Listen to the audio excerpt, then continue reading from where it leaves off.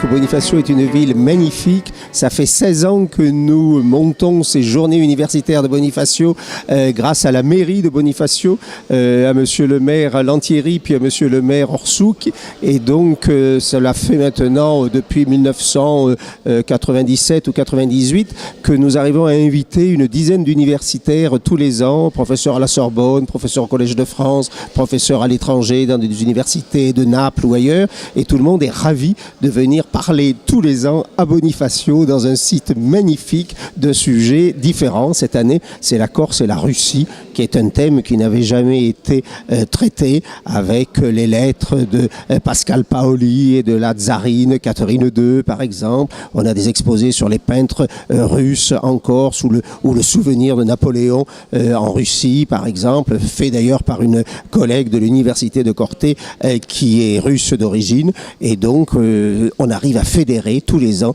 une dizaine d'universitaires qui ne demandent qu'une chose, c'est de revenir l'année suivante à Bonifacio.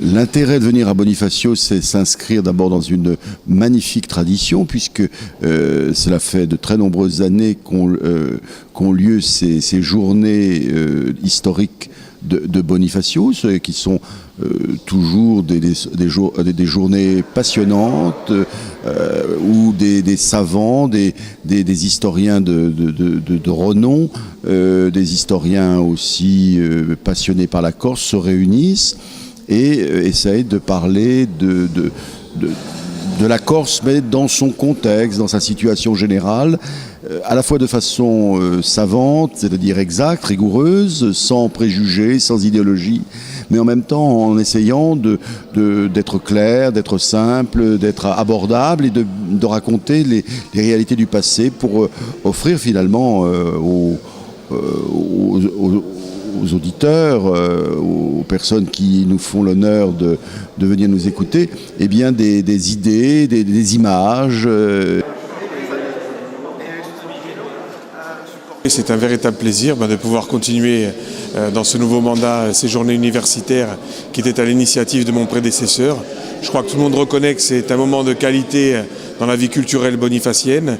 C'est vrai que ce sont souvent des journées d'un assez haut niveau et je crois qu'on est fiers d'organiser cela et de pouvoir, je dirais, assurer la connaissance souvent autour de la Méditerranée et de ce qui a pu se passer en Méditerranée. Je crois que c'est bien qu'on puisse apporter notre pierre à l'édifice, notamment grâce au professeur Verge Franceschi qui bien sûr, a la maîtrise universitaire sur ces journées.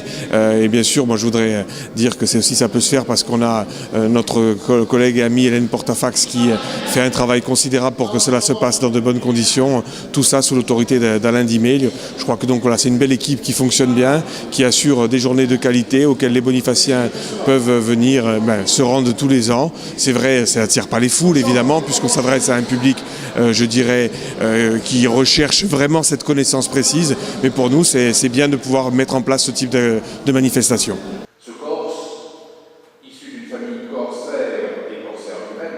Bonifacio est en effet le lieu idéal pour réunir des historiens. D'abord, il y a la qualité du site, il y a la qualité de l'accueil qui nous est réservé tous les ans. Il y a un patrimoine architectural qui est absolument magnifique dans une ville extraordinaire avec des souvenirs qui remontent à l'époque génoise, qui remontent à la fin du Moyen-Âge, des maisons magnifiques, des silos à grains magnifiques, des églises, des établissements religieux, la petite chapelle dans laquelle a lieu ce colloque tous les ans, les remparts, la citadelle. Donc il y a toute cette très longue histoire, les sièges aragonais de 1420, de 1553. Et donc Bonifacio est le site qui se prête parfaitement à ce genre de colloque scientifique.